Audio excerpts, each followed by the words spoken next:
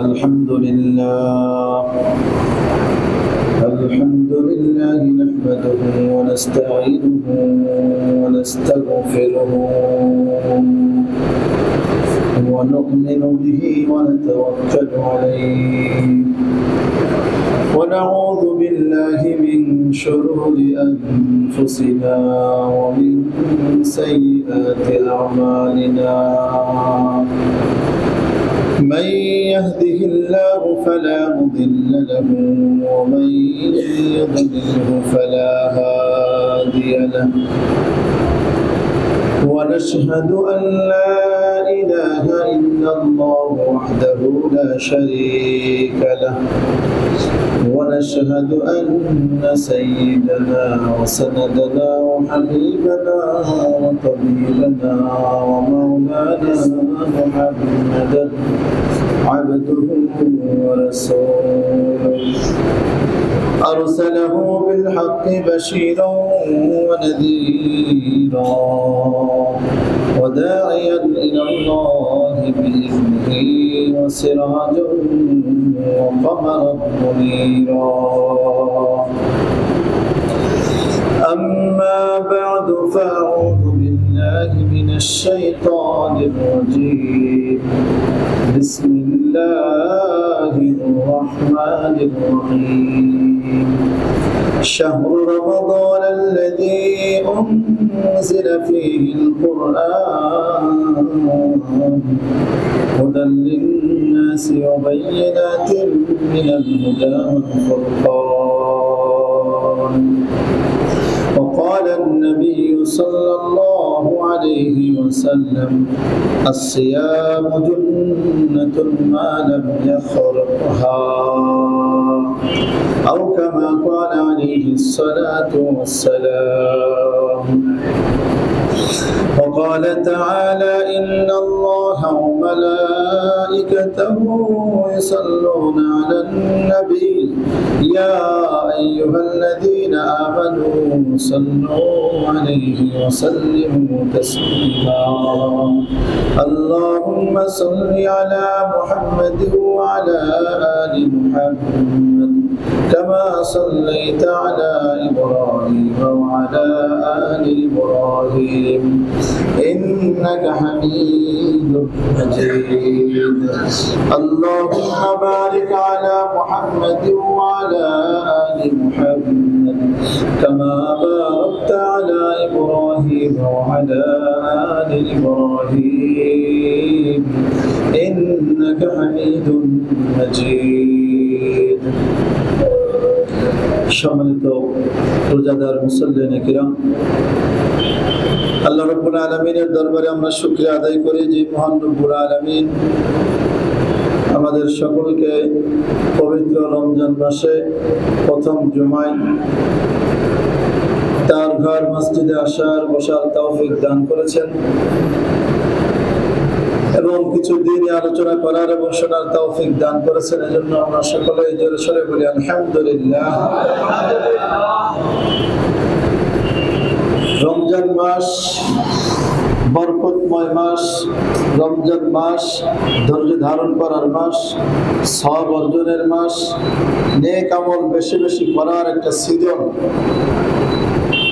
সেই বরকতময় মাসের প্রথম জুমা বরকতময় জুমা হলো আজকে নবীজি সাল্লাল্লাহু আলাইহি ওয়াসাল্লাম রমজান মাস আসলে তার ইবাদতের গতি অনেক বৃদ্ধি পেত হাদিসের মধ্যে আছে যে অর্থ হলো যে কোমরে গামছা বেঁধে নেমে পড়তেন কোমরে গামছা বাঁধা এটা তো একটা বাগধারা ঠিক না কোমরে গামছা বেঁধে নামা মানে কি যে আপনি পূর্ণ প্রস্তুতি নিয়ে আপনি কাজটা শুরু করতেছেন মানে এই কাজে আপনার সফল হতেই হবে এরকম মানসিকতা নিয়ে কোনো কাজ করার নামই তো হলো কোমরে গামছা বেঁধে নামা ঠিক না নবীজি সাল্লাল্লাহু আলাইহি ওয়াসাল্লাম আমরা শুনেছি যে তিনি আগে থেকেই অনেক প্রস্তুতি নিয়েছেন শাবান মাসে অনেক রোজা রাখতেন তাই জন্য ভাই রমজান মাসের আজকে 6 রোজা চলতেছে ঠিক না তো এইভাবে দেখা যাবে যে আস্তে আস্তে রমজান মাসও শেষ হয়ে যাবে রমজান মাসে 4টা জুমা পড়ব, তার মধ্যে প্রথম জুমা। কিন্তু কথা হলো যে আমার এই রমজান মাস আমার সামনে আসলো, আবার আমার থেকে চলেও যাবে। মাস দিয়ে আমাকে আল্লাহ তাআলা যে উদ্দেশ্যে এই রমজান মাস দিয়েছিলেন, অর্থাৎ এই রমজান মাসের রোজা আমার জন্য ফরজ করেছিলেন, সেই উদ্দেশ্য আমার হাসিল হলো কিনা এই হিসাবটা আমার করতে হবে। এই হিসাব করে আমার সামনে আগাতে হবে। যদি কোনো চিন্তা ফিকির না থাকে যে রমজান মাস আসলো গেল কিন্তু টেরও পাইলাম না, আছে না অনেক মানুষ দেখবেন যে রমজান মাস কিভাবে আসলো কিভাবে গেল টেরই পাইলাম না। এটা দুই ধরনের ব্যাখ্যা হতে পারে। একটা হলো যে সে রমজান মাসের রোজার কোনো খোঁজ খবরই রাখেনি, শুধু দুনিয়া নিয়ে ব্যস্ত, কিভাবে যে রমজান মাস কেটে গেল টেরও পাইনি, এই হলো একটা।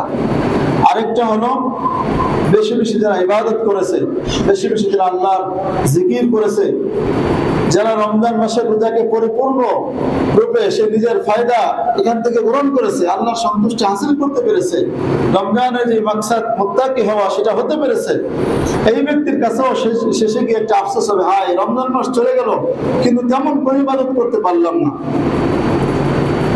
কিন্তু আমাদের হওয়ার দরকার কোনটা?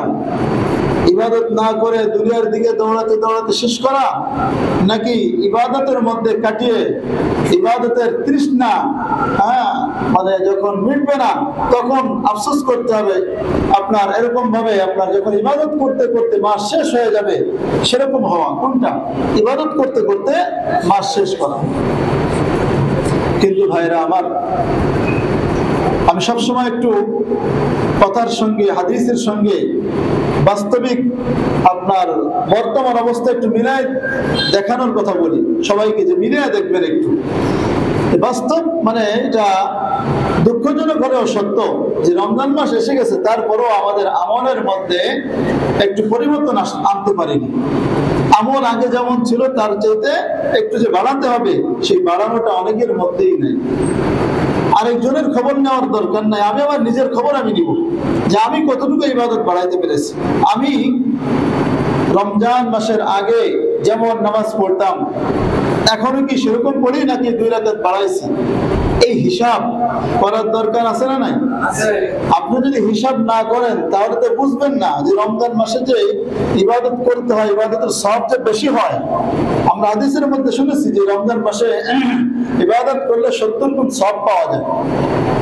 তা আমি কতটুকু আমি সওয়াব অর্জন করতে পারলাম, এই হিসাব যখন আমি না করব তখন আমার কাছে মনেই হবে না যে আমি রমজান মাসে আছি না অন্য কোনো মাসে আছি। কি বলেন? এজন্য রমজান মাসে যা আছি এটা চিন্তা করতে হবে, আমি যে রোজাদার এটা মনে রাখতে হবে। এই রমজান মাসের রোজার একটা মাকসাদ আছে। আল্লাহ তাআলা আমাদের উপর রমজানের রোজা ফরজ করে দিয়ে কি বলেছেন? ইয়া আইয়ুহাল্লাযীনা আমানু কুতিবা আলাইকুমুস সিয়াম কামা কুতিবা আলাল্লাযীনা মিন ক্বাবলিকুম লাআল্লাকুম তাত্তাকুন। তোমাদের উপর রোজা ফরজ করা হয়েছে যেমন এইভাবে পূর্ববর্তী উম্মতগণের উপর রোজা ফরজ করা হয়েছিল। উদ্দেশ্য একটা যে লাআল্লাকুম তাত্তাকুন, যদি তোমরা রোজাকে সঠিকভাবে গ্রহণ করতে পারো, সঠিকভাবে যদি তুমি পালন করতে পারো, রোজার হক আদায় করে যদি তুমি রোজাটা পালন করতে পারো, রমজান মাসের মধ্যে আসো না তুমি বাইরে অন্য কোনো মাসে আসো, এটা যদি তোমার মাঝে যদি অনুভূতি থাকে তাহলে অবশ্যই অবশ্যই তুমি মুত্তাকি হয়ে যাবা। এই মুত্তাকি হওয়ার জন্য আল্লাহ তাআলা রমজানের রোজা আমাদের জন্য দিয়েছেন। এখন সে রোজাটা কেমন হওয়ার দরকার ভাই? আল্লাহ তাআলা যেমন চেয়েছেন তেমন হওয়ার দরকার। আল্লাহ তাআলা যেমন চেয়েছেন তেমন হওয়ার দরকার। যদি তেমন না হয় তাহলে কি এই রমজান মাসের রোজা দ্বারা মুত্তাকি হওয়া যাবে? রমজানের মাকসাদ হাসিল হবে? হবে না। যেই জিনিসটা যেই উদ্দেশ্যে সৃষ্টি করা হয় সেই জিনিসটা যদি সেই উদ্দেশ্যে যদি কাজে না লাগে তাহলে ওই জিনিস অনর্থক হয়ে যায়। অথবা যেই জিনিস আপনি যেই মাকসাদে বানাইছেন সেই জিনিসটা যদি সহি সালিম না থাকে, যদি সেটা নষ্ট হয়ে যায়, যদি সেটা ভাঙ্গাচোরা হয়ে যায় তাহলে সেই ভাঙ্গাচোরা জিনিস দ্বারা, অপূর্ণ জিনিস দ্বারা কি কাঙ্ক্ষিত ফলাফল পাওয়া যাবে? পাওয়া যাবে না। ঠিক তেমনি ভাবে রমজান মাসের রোজাও আমাদের জন্য যে মুত্তাকি পরেজগার হওয়ার যে একটা মাধ্যম, জান্নাত পাওয়ার মাধ্যম, জাহান্নাম থেকে মুক্তির মাধ্যম, এটা কখন হবে? যখন এই রমজান মাসের এই রোজাটা সহি সালেম থাকবে, ভাঙ্গাচোরা না হবে, যখন ছিঁড়া ফাটা না হবে, তখন এটা আমাদের জন্য কাজে দেবে। তখন এটা আমার জন্য জাহান্নাম থেকে মুক্তির জন্য ঢাল স্বরূপ হবে, অন্যথায় এটা হবে না। কারণ দেখবেন যে আপনি যে দুনিয়ার মধ্যে এখন তো এগুলো দেখা যায় না, গ্রামে গঞ্জে অনেক জায়গা আছে যে এক গ্রাম আরেক গ্রাম গ্যাঞ্জাম লাগে, কি লাগে না? আমাদের ভাষায় বলে কাজিয়া লাগছে। এই যে গ্যাঞ্জামটা লাগে, গ্যাঞ্জাম লাগার মধ্যে তখন তারা কি নিয়ে বের হয়? ঢাল কিনে বের হয় না? ওই ঢালের কাজ কি? আত্মরক্ষা, আরেকজনের শত্রুর আক্রমণ থেকে নিজেকে বাঁচানোর জন্য। নবীজি সাল্লাল্লাহু আলাইহি ওয়াসাল্লাম কিন্তু এই রমজান মাসের রোজাকে ঢাল স্বরূপ বলেছেন। সুবহানাল্লাহ। ক্বালা রাসূলুল্লাহ সাল্লাল্লাহু আলাইহি ওয়াসাল্লাম আস-সিয়ামু জুন্নাতুন মা লাম ইয়াখরুকহা। তোমরা জেনে রাখো, রমজান মাসের রোজা যে তোমাদেরকে দেওয়া হয়েছে, এই রোজাটা হলো তোমাদের জন্য জাহান্নাম থেকে মুক্তির জন্য ঢাল স্বরূপ। সুবহানাল্লাহ ওয়া বিহামদি। জাহান্নাম থেকে মুক্তির ঢাল স্বরূপ রমজান মাসের রোজা যদি আপনি সঠিকভাবে রাখতে পারেন, সিলাফাটা না হয়, তাহলে এই রোজা আপনাকে জাহান্নাম থেকে বাঁচিয়ে দেবে। বলেন সুবহানাল্লাহ। কিন্তু কতক্ষণ পর্যন্ত এই ঢালটা আপনার জন্য কাজে লাগবে? যতক্ষণ পর্যন্ত ওই ঢালটা আপনার জন্য সহি সালেম থাকবে, ছিঁড়া ফাটা না হবে, ভাঙ্গাচোরা না হবে।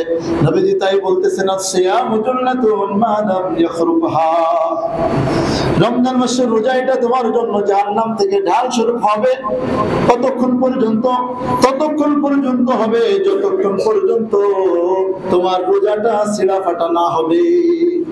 দুনিয়ার ঢাল ছিঁড়া ফাটা হয়, এটা তো আমরা বুঝি। সাহাবীরা জিজ্ঞাসা করলেন, ইয়া রাসূলুল্লাহ, রমজান মাসের রোজা আবার ছিঁড়া ফাটা হয় কিভাবে? এটা দেখাও যায় না, ধরাও যায় না, এটা আবার ছিঁড়া ফাটা হয় কিভাবে? নবীজি সাল্লাল্লাহু আলাইহি ওয়াসাল্লাম আর হাদিসের মধ্যে জবাব দিয়েছেন, যদি কোনো ব্যক্তি রমজান মাসের রোজা রেখে রোজা থাকা অবস্থায় যদি গুনাহ থেকে বিরত থাকতে না পারে, তার চক্ষু যদি হেফাজত করতে না পারে, তার কান হেফাজত করতে না পারে, তার জবান হেফাজত করতে না পারে, এক কথায় আল্লাহর অবাধ্যতা থেকে যখন সে নিজেকে হেফাজত করতে না পারবে, তখন তার এই রোজাটা ছিঁড়া ফাটা হয়ে যাবে। নাউযুবিল্লাহ।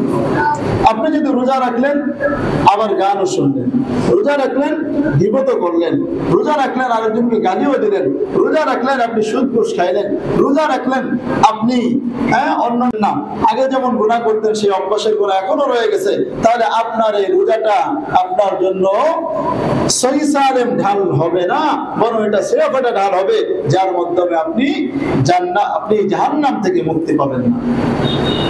দুনিয়ার মধ্যে ঢালের মাধ্যমে মানুষ যেমনি ভাবে নিজেকে আত্মরক্ষা করতে পারে, নিজেকে বাঁচাইতে পারে, যতক্ষণ পর্যন্ত ঢালটা ভালো থাকে, সুন্দর থাকে, সহি সালেম থাকে, ততক্ষণ পর্যন্ত যেমনি ভাবে একজন ব্যক্তি নিজেকে শত্রুর আক্রমণ থেকে বাঁচাইতে পারে, ঠিক তেমনি ভাবে রোজাটাও যদি সহি সালেম থাকে, ওই ব্যক্তিকে আল্লাহ রাব্বুল আলামিন ওই ব্যক্তিকে রোজার মাধ্যমে জাহান্নাম থেকে বাঁচিয়ে দিবে।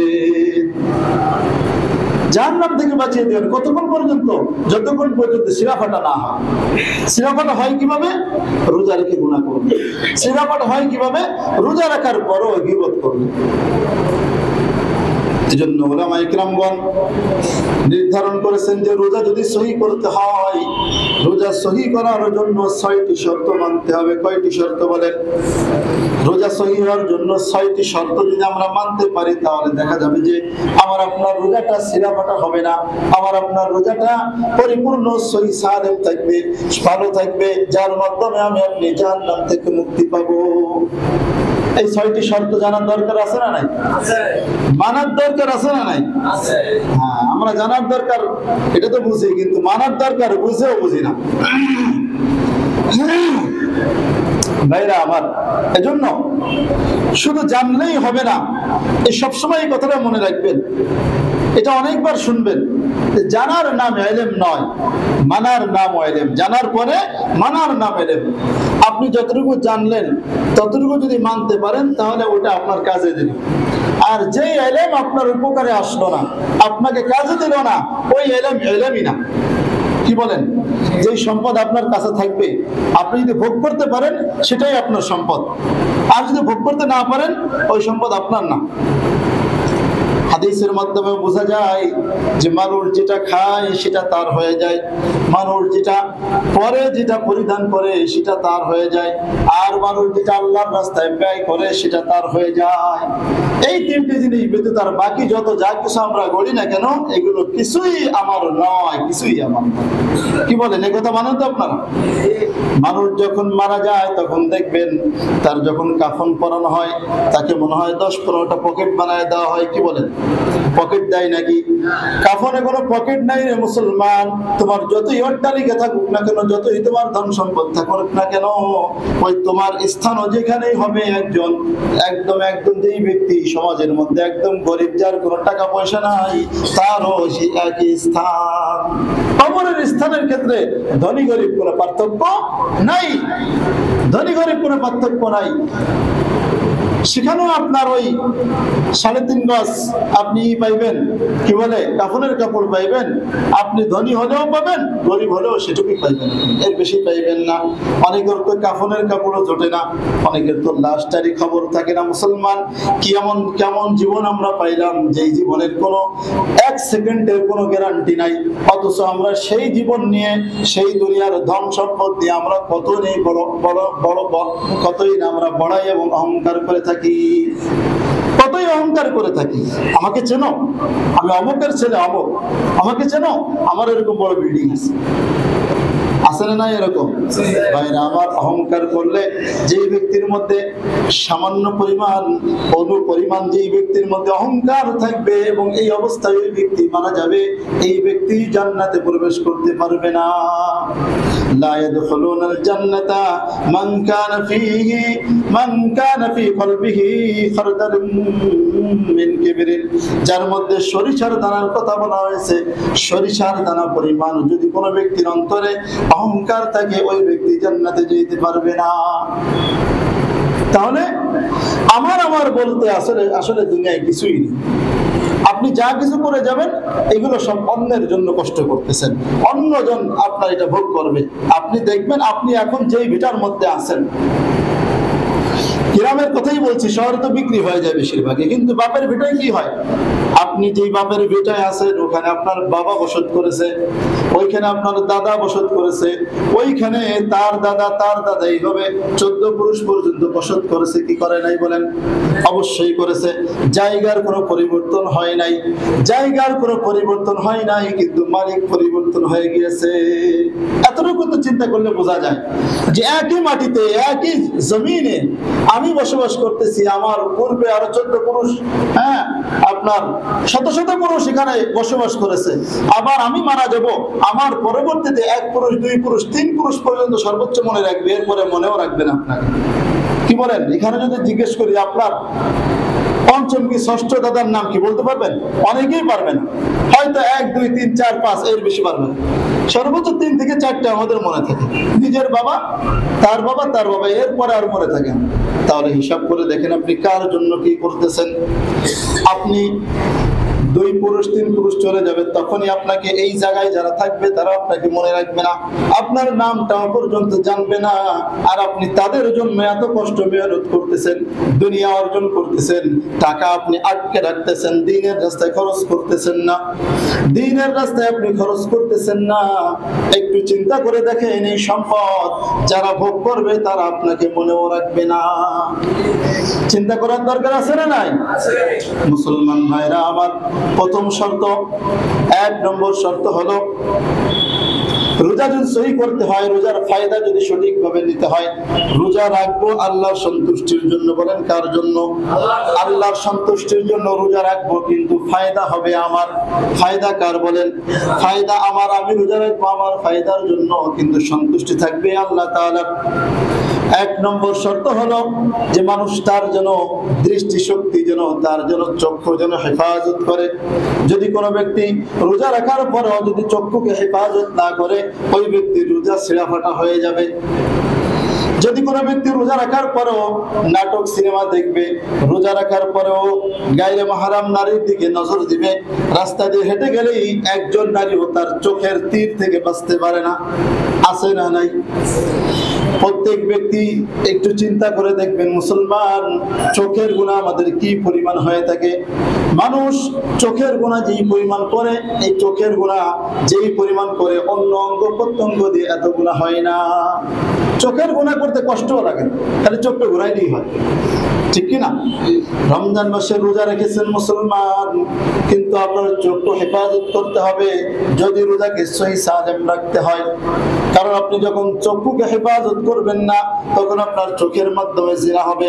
আল আইনান জিনাহুমা আন নাজরু, চক্ষু দিয়ে যদি আপনি পরনারী দেখেন, আপনি যদি নাটক সিনেমা দেখেন, খারাপ জিনিস দেখেন, তাহলে চোখের মাধ্যমে আপনার জিনা হয়ে যাবে। এই চোখের জিনার কারণে জবাব দেয়া লাগবে কি লাগবে না?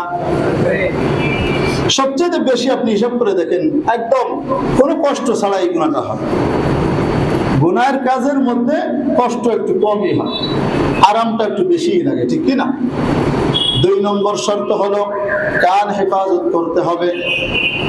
এই কান কার নিয়ামত? কথা বলেন। আল্লাহর কান, আল্লাহর দেওয়া কান, আল্লাহর দেওয়া নিয়ামত। এটা আমি ভোগ করতেছি। অনেক মানুষের কান ভালো নেই, কানে শোনে না।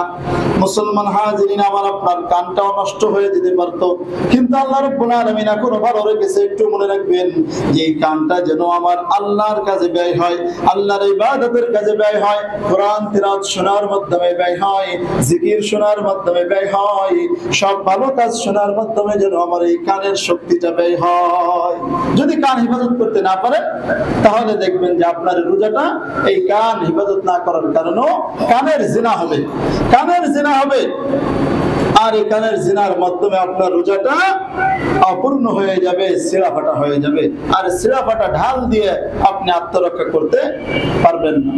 3 নম্বর হলো আমার আপনার জবান হেফাজত করতে হবে।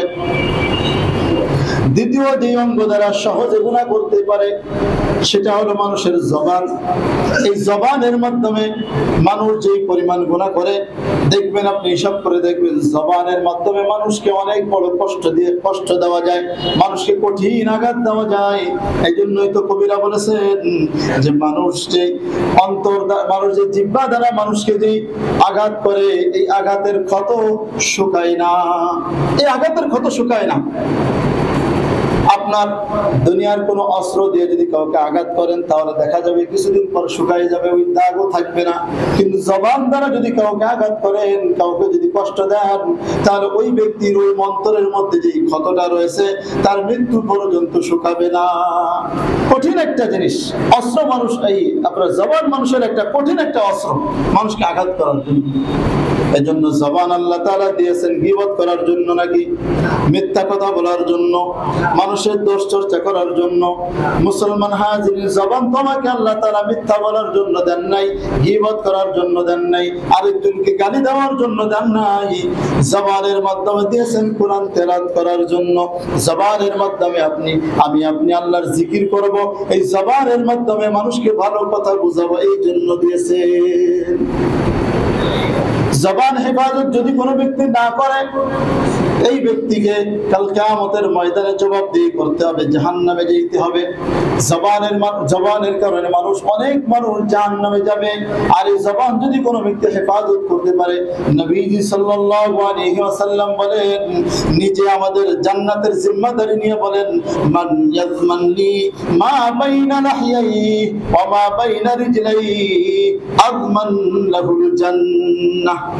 যেই ব্যক্তি আমার কাছে নিজের জবান, তার দুই চোয়ালের মাঝে থাকা জবান এবং দুই পায়ের মাঝে থাকা লজ্জা স্থানকে যেই ব্যক্তি হেফাজত করতে পারবে, যেই ব্যক্তি এই দুইটা জিনিসকে হেফাজত করার জিম্মাদারি নেবে, জেনে রাখো আমি নবী মুহাম্মদ সাল্লাল্লাহু আলাইহি ওয়াসাল্লাম তার জন্য জান্নাতের জিম্মাদারি হয়ে গেলাম। জবান হেফাজত করলে জান্নাতের জিম্মাদারি নেবেন কে? আল্লাহ রাব্বুল আলামিন। জবানের মাধ্যমে রমজান মাসে অন্য কোনো গুনাহ না হলেও গীবতের গুনাহ সবচেয়ে বেশি হয়। এমনকি মসজিদ এটা কিসের স্থান বলেন? ইবাদতের স্থান। কথা বলেন, মসজিদ এটা কিসের স্থান? ইবাদতের স্থান। সেই ইবাদতের স্থানে বসেও মানুষ গীবত করতে ভুল করে না, আছে না নাই? বলে যে কথাটা বলাও ঠিক না, না বলেও পারি না, ওই লোকটা অমুক, ওই লোকটার এই সমস্যা, মানে যত ধরনের সমস্যা তুলে ধরে। আবার এরকম আছে অনেক মানুষের দেখবেন, আল্লাহ মাফ করো, ওই লোকটা কি যে খারাপ কাজ করে, এই সেই করে বেড়ায়, আছে না না? এরকম প্রথমে কেমন যেন অনুমতি নিয়ে নিচ্ছে যে আল্লাহ মাফ করুক, যে তারপরে এই কথা বলে একটা দোষ বর্ণনা করবে আপনার। গীবত কি জিনিস আমরা বুঝি না। আমরা হাদিস থেকে জানবো, নবীজি সাল্লাল্লাহু আলাইহি ওয়াসাল্লাম সাহাবীদেরকে বললেন, আতাদরুনা মাল গীবাহ, তোমরা জানো নাকি সাহাবীরা আমার গীবত কাকে বলে? নবীজি সাল্লাল্লাহু আলাইহি ওয়াসাল্লাম নিজে প্রশ্ন করতেছেন সাহাবীদেরকে উত্তর দেওয়ার জন্যই।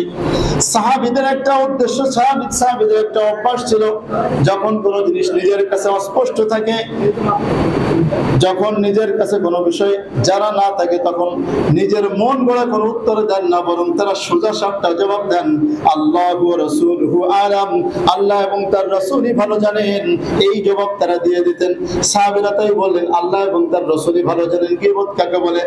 তখন নবীজি সাল্লাল্লাহু আলাইহি ওয়াসাল্লাম গীবত কাকে বলে সেটার সংজ্ঞা দিয়ে বললেন, যিকরুকা আখাকা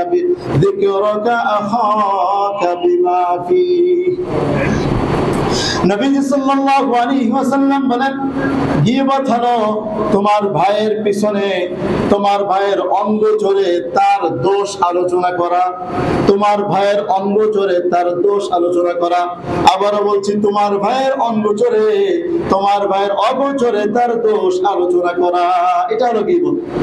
এখন বলবেন যে হুজুর, যদি ওই দোষটা তার মধ্যে বাস্তবিক পক্ষে থেকেই থাকে, তাহলে কি গীবত হবে নাকি?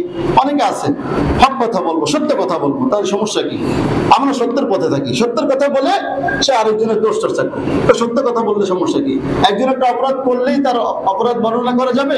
কি বলেন? অনেক মানুষ এই সত্য কথা বলার পিছনে তারা গীবত করে থাকে। সাহাবীরা জিজ্ঞাসা করলেন, ইয়া রাসূলুল্লাহ, এই একই প্রশ্ন করলেন যে আমরা যে দোষটা বর্ণনা করব, ইন কানা ফি আখি মা আকুল, আমি যেটা বলবো সেটা যদি আমার ভাইয়ের মধ্যে বাস্তবিক পক্ষেই থেকে থাকে, তাহলে সেটা গীবত হবে নাকি? নবীজি সাল্লাল্লাহু আলাইহি ওয়াসাল্লাম জবাব দিলেন, ইন কানা ফিহি মা তাকুল, তুমি যেটা বললা সেটা যদি বাস্তবিক ভাবে যদি এই দোষটা তার মধ্যে থেকে থাকে, ফাকাদ ইগতাবতাহু, তাহলেই তুমি গীবত করলে। যদি তার মধ্যে দোষ থাকে আর আপনি বর্ণনা করতেছেন, তাহলেই এটা গীবত হবে। ওয়া ইল্লাম ইয়াকুন ফিহি, আর যদি তার মধ্যে এটা না থাকে, ফাকাদ বাহাত্তাহু, তাহলে তুমি তাকে অপবাদ দিলে। আর গীবতের চেয়ে ভয়াবহ এবং মারাত্মক ভয়ঙ্কর গুনাহ হলো অপবাদ দাও। মানুষ তার কোন কৃতকর্মের কথা কেউ আলোচনা করলে, হ্যাঁ, তার কষ্ট লাগলেও মেনে নেয়, কেন? যে আসলে আমি তো অপরাধ করেছি, ঠিক কিনা? যদি এই আলোচনা করা যায় নাই কারোর জন্য, কিন্তু যদি কোনো ব্যক্তির মধ্যে দোষটা না থাকে, আপনি দোষটা দিয়ে দিলেন, দেখেন ওই ব্যক্তির অন্তরটা ভেঙে যায়, মনে হয় যেন দুনিয়ার মধ্যে সে অসহায় হয়ে গেছে। একজন অপবাদ যদি কোনো ব্যক্তিকে দেওয়া হয়, ওই ব্যক্তির মতো অসহায় ওই মুহূর্তের জন্য আর কেউ হতে পারে না। আপনি হিসাব করে দেখেন, আপনি যে জিনিসটা করেন নাই, সেই জিনিসটা যখন আপনার উপর চাপায় দেওয়া হলো যে তুমি এটা করেছো, এর চাইতে কষ্ট পৃথিবীতে আর থাকতে পারে না। নবীজি তাই শিক্ষা দিলেন, যদি তার মধ্যে এটা না থাকে, তাহলে তুমি অপবাদ দিলা, আর অপবাদটা গীবতের চাইতে ভয়াবহ। মুসলমান হাজিরিন, গীবত করলে রোজা ফাটা ছেঁড়া হয়ে যায়। মনে রাখবেন, গীবত করলে রোজা কি হয়ে যায়? রোজা ফাটা ছেঁড়া হয়ে যায়, ভাঙ্গা চূড়া হয়ে যায়। হাদিসের মধ্যে আছে যে এক সময় রমজান মাসে দুইজন মহিলা রোজা রেখে তারা একদম কাতর হয়ে পড়েছে, দুর্বল হয়ে পড়েছে। নবীজির কাছে নিয়ে আসা হয়েছে। নবীজি সাল্লাল্লাহু আলাইহি সাল্লাম বললেন তাদের সামনে একটা পাত্র নিয়ে আসো। পাত্র আনার পরে বলে বমি করো, তারা বমি করলো। বমি করার পরেই দেখা গেল যে বমির সাথে বের হয়েছে তাজা রক্ত, তাজা গোশত। বলেন নাউযুবিল্লাহ। একদম কাঁচা গোশত, কাঁচা রক্ত বের হয়েছে। ব্যাখ্যার মধ্যে এসেছে আল্লাহ রাব্বুল আলামিন দেখিয়ে দিয়েছেন, কোরআনের মধ্যে আছে যে গীবত করা মানেই হলো অপর ভাইয়ের গোশত ভক্ষণ করা। ওয়ালা ইয়াগতাব বা'দুকুম বা'দা, তোমরা একে অপরের গীবত করিও না। আইয়ুহিব্বু আহাদুকুম আইয়াকুলা লাহমা আখিহি মাইতান ফাকারিহতুমু, তোমরা কি চাও নাকি যে তোমরা অপর ভাইয়ের গোশত ভক্ষণ করতে, অপর মৃত ভাইয়ের গোশত ভক্ষণ করতে তোমরা চাও নাকি? ফাকারিহতুমু, অথচ তোমরা তো এটা পছন্দ করো না, অপছন্দ করো, তাহলে কেন গীবত করো? হয়তো আল্লাহ রাব্বুল আলামিন এই কথার একটা বাস্তবিক উদাহরণ দেওয়ার জন্য ওই দুইজন মহিলার মাধ্যমে এটা ঘটিয়ে দিয়েছে যে তাদের কষ্ট হচ্ছে, বমি করছে, কাঁচা রক্ত গোশত বের হয়েছে।